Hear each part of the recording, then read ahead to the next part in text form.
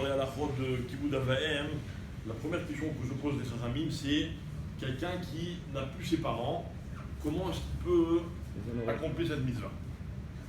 Alors pour ça, il y a deux moyens, un qui est connu, un qui est moins connu. Le premier moyen connu, c'est de faire des mitzvot pour eux, c'est-à-dire de les honorer même dans leur mémoire. Et chaque fois qu'un enfant il fait quelque chose qui rendrait ses parents fiers, donc une mitzvah ou quoi, évidemment que ça s'appelle leur faire kavod. Après, évidemment, il y a la askara, tout ce qu'on peut faire pour nos parents, évidemment, il faut le faire et c'est ça rentre dans la mitzvah de Kibud Avaim. Maintenant, le Rav dit autre chose de très intéressant. Il dit le kavod qu'on ne peut plus faire à nos parents, on peut le faire à d'autres personnes. Donc, par exemple, quelqu'un qui a un grand frère ou une grande sœur, il lui fait kavod. Quelqu'un qui respecte les chachamim, quelqu'un qui respecte la Torah. C'est-à-dire que toutes les attitudes de kavod que l'on peut avoir même à l'égard de personnes qui n'ont rien à voir avec nos parents, okay, ça vient en remplacement de la mitzvah de Kibud Avaim. C'est-à-dire que la mitzvah c'est la même, c'est de faire kavod.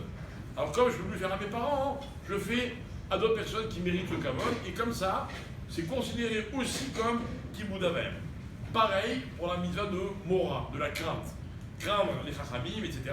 C'est pareil que le craindre, enfin c'est pareil, ça remplace la crainte des parents. Ça c'est la première halakha. Deuxième halakha, très intéressante, c'est que, un petit truc technique qui est bon à savoir, la mitzvah de Kibud Avaim, c'est une mitzvah assez, un commandement positif de la Torah. Mais elle a un statut particulier, pourquoi? Parce qu'à côté de la mitzvah, il y a le sachar de la mitzvah. La Torah dit honore ton père et ta mère afin que tes jours se prolongent. De là, on apprend une halakha, c'est un statut particulier dans les mitzvot, une mitzvah assez dont le sachar, la récompense, est notée avec la mitzvah. Les chachamim ne peuvent pas, d'après certains, obliger quelqu'un à faire cette mitzvah-là. Vous entendez? Ne pas obliger. Il y a des mitzvot assez, des commandements positifs où les chachamim, le beddin, il a le droit d'obliger quelqu'un à le faire. D'accord? Maintenant, Kibud Avaim, on ne peut pas obliger quelqu'un à le faire. Qu'est-ce que ça a comme incidence au niveau de la halakha? C'est que si quelqu'un quitte ce monde, d'accord, Shalom, il laisse des dettes et il ne laisse pas de karkaot à ses enfants. Il ne laisse pas de biens immobiliers. D'accord? Alors, s'il laisse des biens immobiliers, les enfants ils seront obligés, avec ces biens immobiliers, de rembourser les dettes de leur père. D'accord? S'ils ne laissent pas de biens immobiliers, s'ils veulent, ils remboursent. S'ils ne veulent pas, ils ne remboursent pas. Et le Bedin, il ne peut pas les obliger à rembourser. Vous avez compris?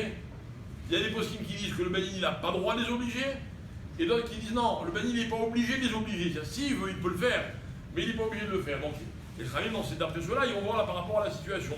Est-ce que Bémet, cet orphelin, il n'a rien pour payer, ou est-ce qu'il a pour payer? Mais qu'est-ce que ça a comme incidence? C'est que, à propos de la mitzvah de Kibud Avaim, il y a marqué la récompense. Mais à propos de la deuxième mitzvah qui est quoi? Qui est craindre ses parents. Hein? Là, il y a pas, la récompense, elle n'est pas à côté.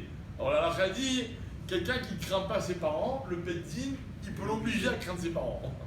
D'accord? Alors concrètement, c'est difficile à mettre en pratique. En tout cas, l'idée est intéressante.